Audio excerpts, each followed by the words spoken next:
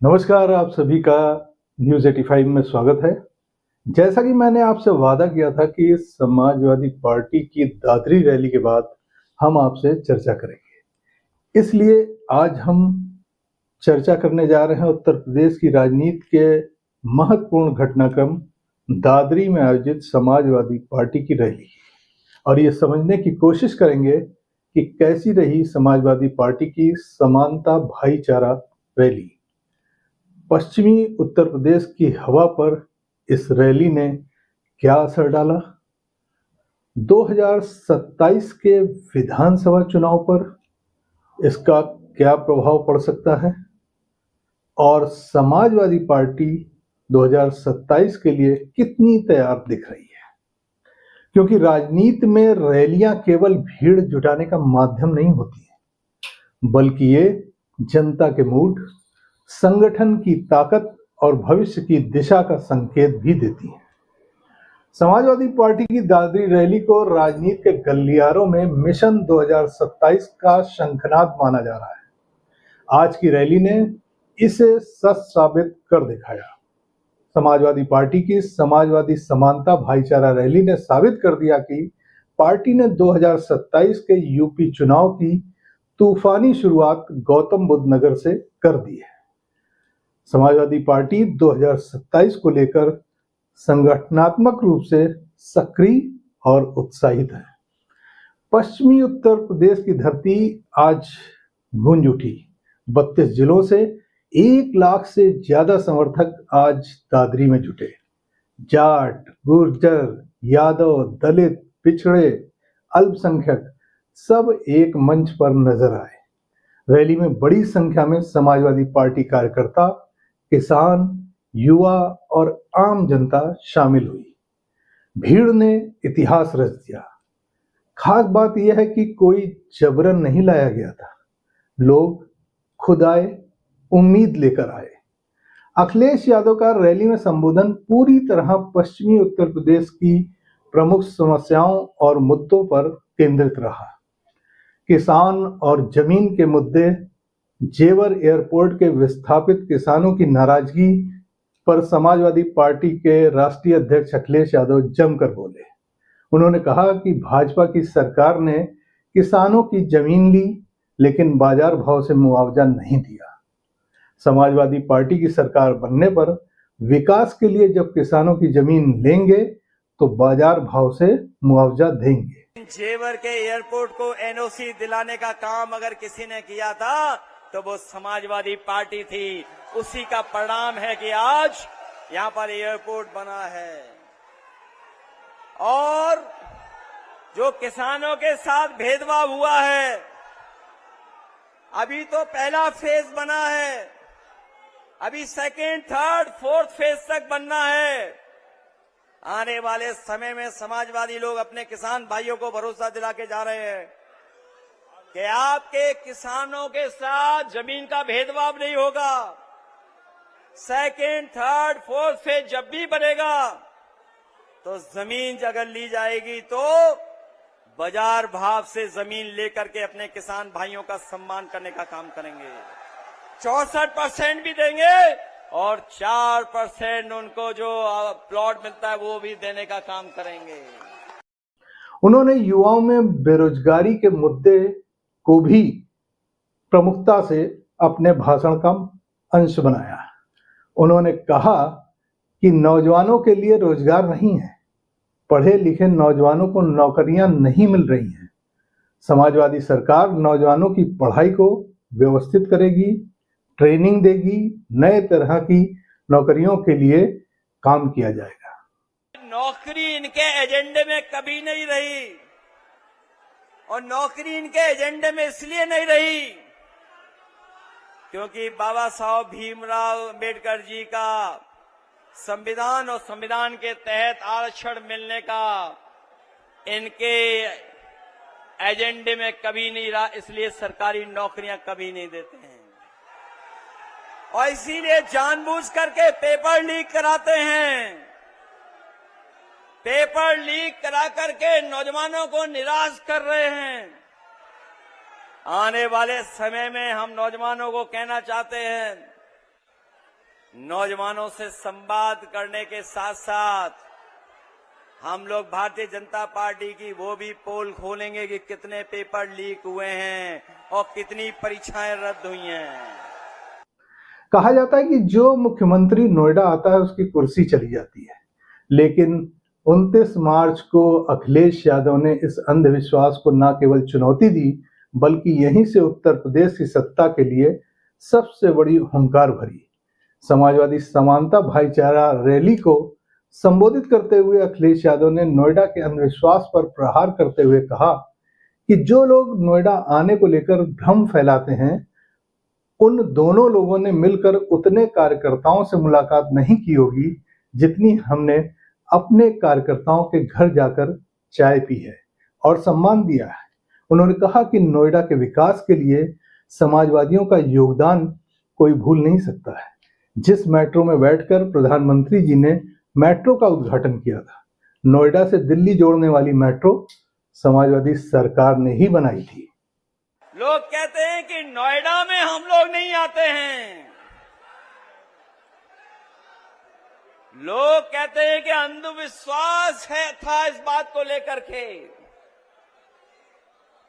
लेकिन हम उनको बता देना चाहते हैं कि दोनों लोग मिलकर के भी अपने कार्यकर्ताओं के घर पर इतनी चाय नहीं पी होगी जितना हमने अकेले अपने कार्यकर्ताओं के घर पर जाकर के चाय पी करके उनको सम्मान देने का काम किया है। और इस नोएडा के विकास के लिए समाजवादियों का योगदान कोई भूल नहीं सकता है। वो लोग वो भी भूल गए कि जिस मेट्रो में बैठ करके उन्होंने उद्घाटन किया था,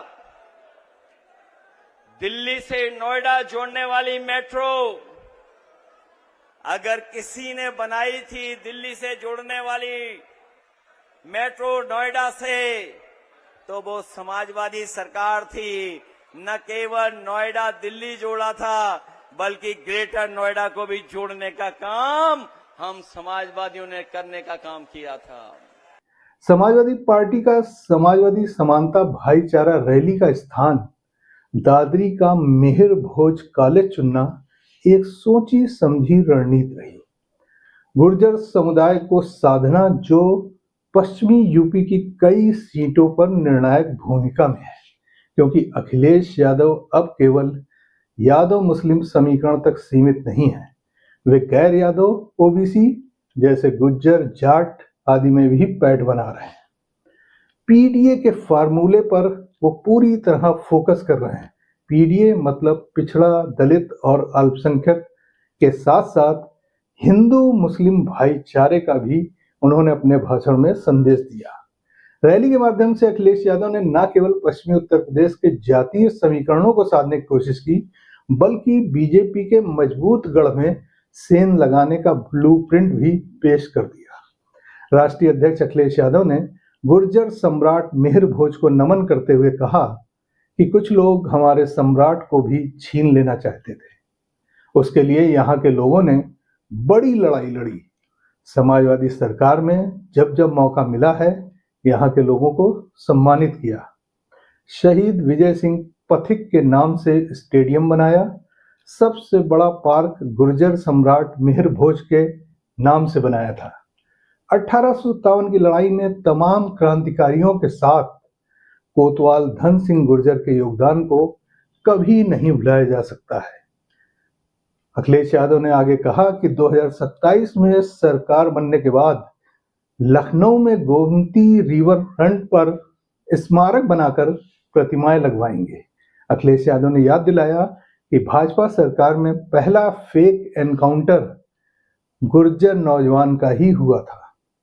उन्होंने कहा कि जिसने अपमान की पीड़ा नहीं झेली है, वे दुख को नहीं समझ सकते हैं।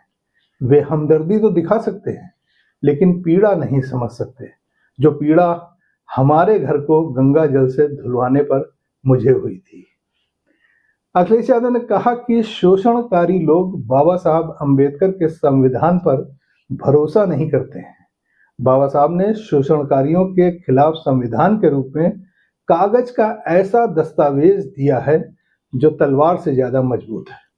उन्होंने कहा कि संविधान देश के 95% शोषित, उपेक्षित, पीड़ित, वंचित पीडीए का सच्चा संरक्षक है। अखिलेश यादव ने कहा कि समाज एकजुट होगा तो 5% वर्चस्ववादी लोगों का शोषण खत्म होगा। पीडीए की लड़ाई 5% लोगों से है जो 95% के अधिकारों और हकों का शोषण कर रहे हैं। उन्होंने कहा कि दादरी में केवल रैली नहीं हो रही है, ये सामाजिक न्याय का राज लाने का आह्वान है। हम पीडीए के लोग मिलकर सरकार बनाने जा रहे हैं। आज पीडीए के लोग अपना हक और मान सम्मान पाने के लिए इकट्ठे हुए हैं। पीडीए सरकार बाबा साहब डॉक्टर भीमराव अंबेडकर के संविधान के रास्ते पर सामाजिक न्याय के राज की स्थापना कर आगे बढ़ेगी। उन्होंने कहा कि पीडीए के लोगों ने मिलकर मुकाबला कर भाजपा को पीछे धकेला है। जो 400 सीट लाकर संविधान बदलने की बात कर रहे थे, वे पीडीए की एकजुट ताकत के सामने सिमट कर अंडरग्राउंड हो गए हैं। अभी वे चुप हो गए, वे वक्त का इंतजार कर रहे हैं। इनसे सावधान रहने की जरूरत है।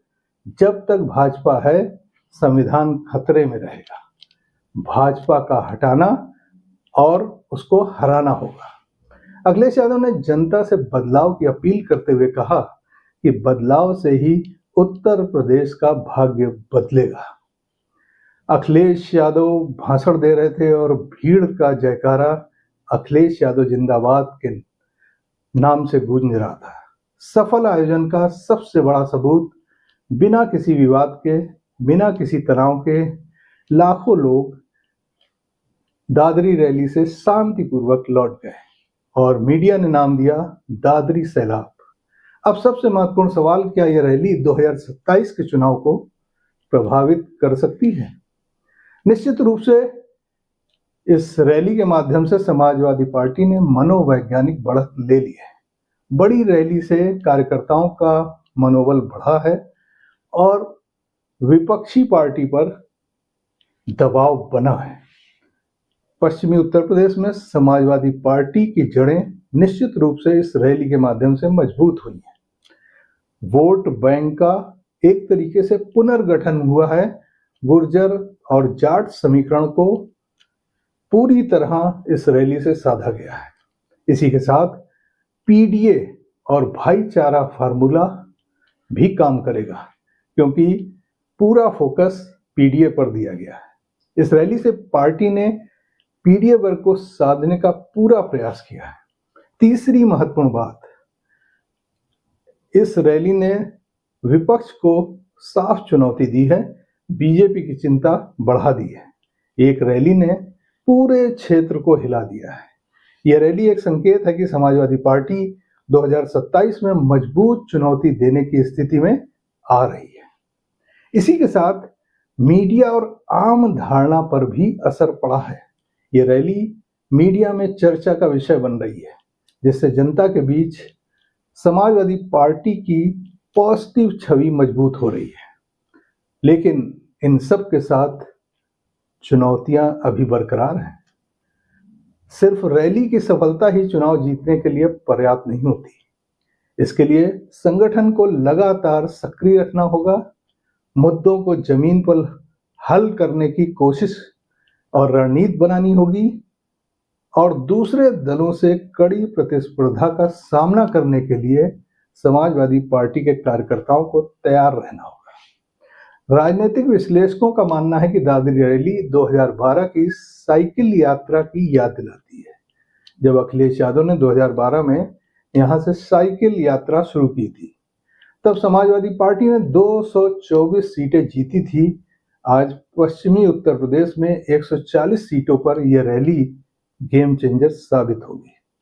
अगर गठबंधन सही रहा तो 2027 में सत्ता बदलना तय है।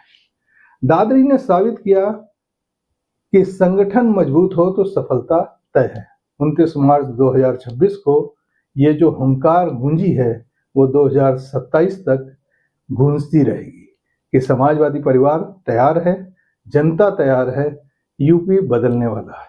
अंत में मैं यही कहूंगा कि दादरी की यह रैली समाजवादी पार्टी के लिए एक ऊर्जावान शुरुआत है, लेकिन 2027 की राह अभी लंबी है।